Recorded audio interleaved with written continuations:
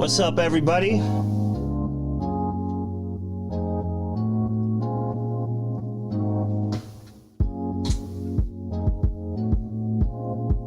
Welcome to the Zay Show. So today, you guys are following me along and doing some homework to help you be less stupid. If you're into that kind of thing, not everybody is, and that is okay. So we've all heard the term, watch what you eat.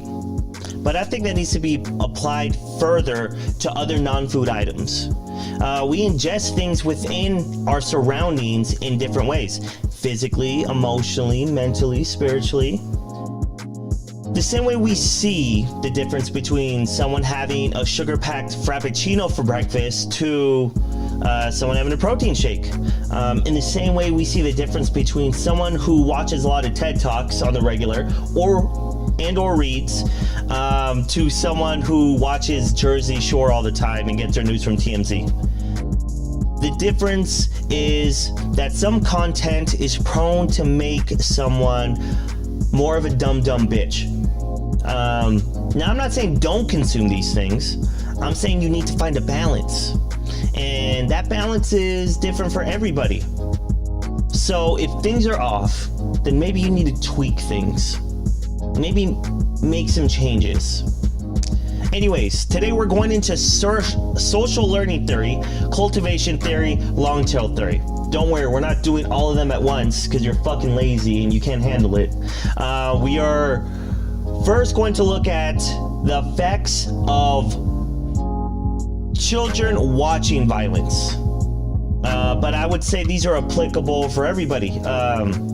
Just so you can be conscious of the possible effects of what you're consuming and then balance accordingly. Again, not saying not to consume this, just balance. Life is balance. So find yours. So let's get into social learning theory.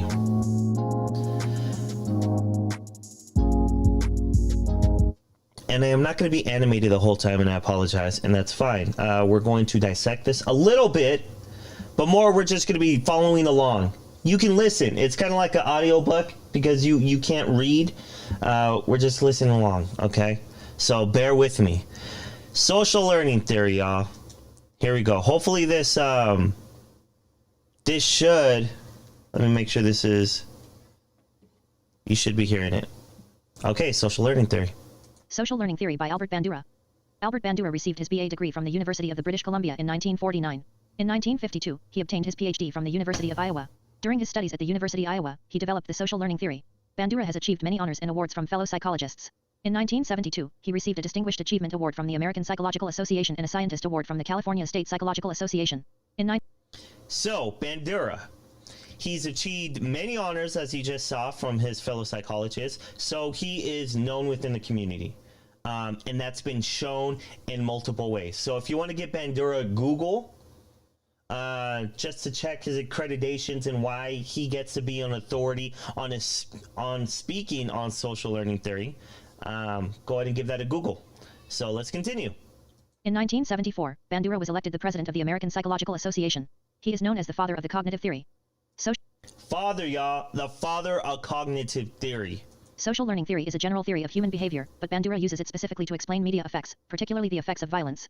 Bandura believes that adults and especially children acquire attitudes, emotional responses, and new styles of conduct through modeling of films and television. And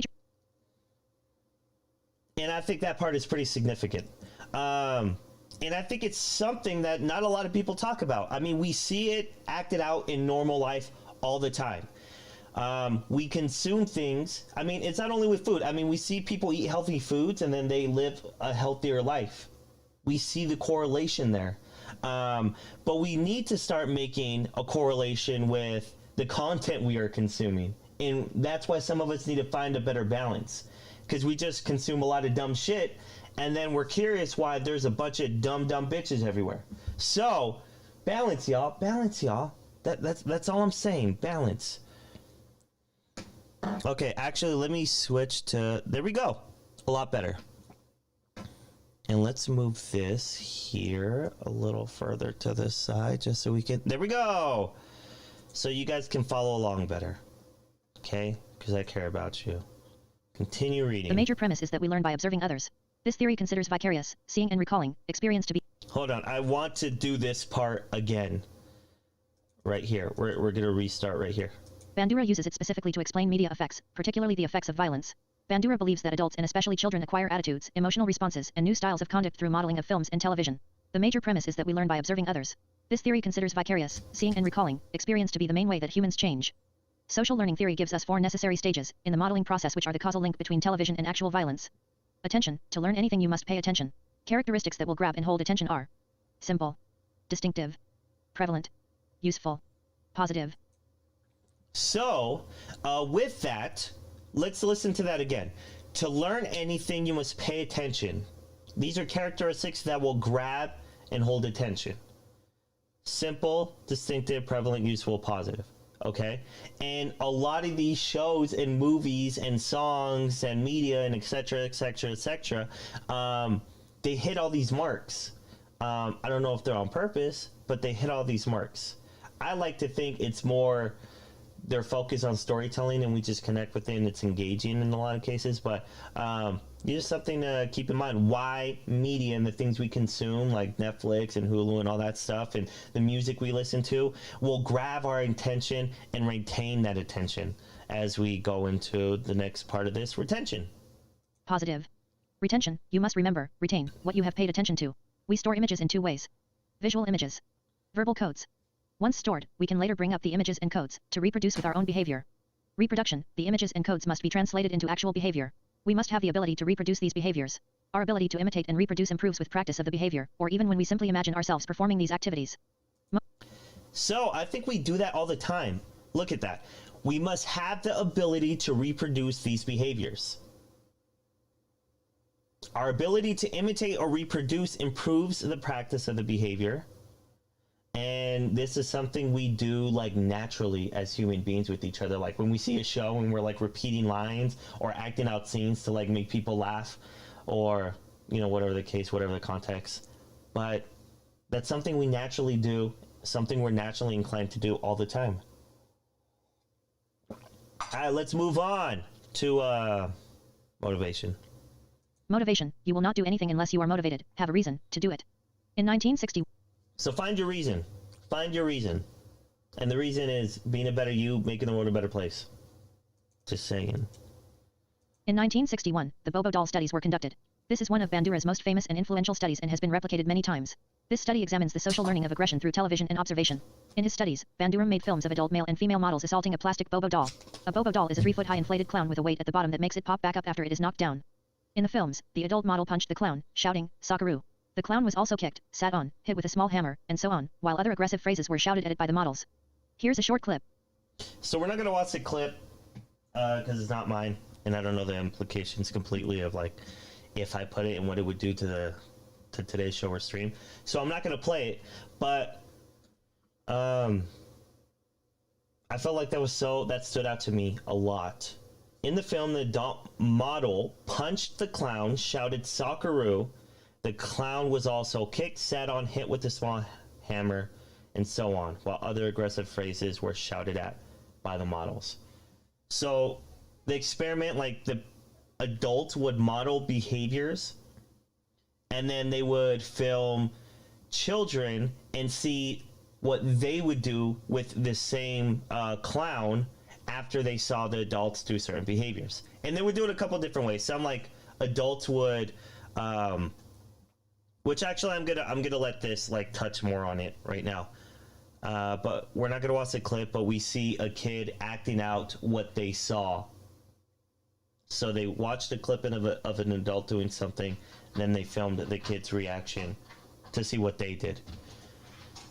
And that's the difference there. Some of the films then showed the adult being rewarded with candy, soda pop, and praise for being a strong champion. In others, the adult model was scolded with, "Hey there you big bully, you quit picking on that clown." The adult then retreated, then tripped, and fell, and humiliated, received a spanking with a rolled-up magazine. Different variations were made, in which the kids were also rewarded for their imitations, the model was changed to be less attractive or prestigious, and so on. So they did it in different ways, right? We see we see adults treating this like being rude and just like being a bully to this clown, and we see the difference in how the kids would act after. In one scenario where adults are left alone. Another scenario where adults are being rewarded. And another scenario where people are being reprimanded for picking on the clown. Like say, hey, you big bully, stop picking on that clown. And so on, like I was saying. So let's continue on. Different groups of preschool school children watched these films, then had a chance to play with the Bobo dolls. Their actions were recorded by observers. The results were consistent with social learning theory. Bandura found that the behavior of the children who saw the first film, without rewards or punishment, modeled that of the adult in the film. They punched, kicked, hit with the hammer, and shouted Sakaru, precisely imitating the woman model. So, without any rewards or punishments, it was consistent with social learning theory. These kids would do what they saw, essentially. Model. The children behaved more aggressively when they watched the film in which the adult models were rewarded. The children behaved somewhat less aggressively when the adult models were punished. Yet, when prodded enough, most children were able to copy the hostile actions. The most common examples of social learning theory include advertisements/TV commercials. These ads get our attention with catchy music, aesthetic images, or loud audio. They are repetitive and get stuck in our minds from watching them. Later we copy them by singing that jingle. That's why I'm very crazy. I don't know if you know me and you've seen how I've been with myself, but then also like my babies. But I am very, like I'm crazy when it comes to like commercials, period. So like that's why I get like, that's why I like Netflix and like, I guess Hulu doesn't really do that anymore. It doesn't have that option. But I try to stay away from commercials because of the subliminal effects it has on our mind. People, companies, organizations have been studying the effects of like the human mind and different things on the human minds, like colors and so on. And they have findings, and with their findings, they use those findings to better sell things to us. So that's why I'm crazy when it comes to commercials, but we need to be cautious of the content we are consuming in general. So let's go on. And that's just on commercial. If it gets to commercials, don't fuck with commercials at all, y'all. I'm just saying. If you have like YouTube, get the YouTube Premium. If you have Hulu, get the. I think there's a plan without commercials. There used to be. Stay away from commercials. Or if you have to say, or if commercials are still there, mute it, turn away. Mute it, turn away. I always like go do something else. If I'm like forced to like there's something there, I mute it. Like it shows the seconds usually, and I will skip past it. So Jingle. Commercials suggest that drinking a certain beverage or using a particular hair shampoo will make us popular and win the admiration of attractive people. Depending upon the component or processes involved, such as attention or motivation, we may model the behavior shown in the commercial and buy the product being advertised. And we buy it because we see them act out scenarios that are desirable, or we're told are desirable, because we're social creatures and we want to keep being social. So in an effort to remain social with the people around us, the idea is planted, hey, get this product, it'll help you continue being social. AKA, it will, like, you will be loved, essentially, you know? Commercials are trash. Advertised. For more information on social information theory, refer to CTU textbook, PG-32, and watch the optional video below. Okay, so that's all we're doing on social learning theory today. I may do cultivation theory or long tail theory today, but probably not. We'll see. That is the show. Thank you for coming. Thank you for helping yourself and the planet be a better place. Holla at me if you have any questions. I'll be happy to answer as best as I can. I can show you some of the resources, some of the books that are further dissecting some of these topics. And I'll see you next time on my segment, Be Less Stupid with Zay.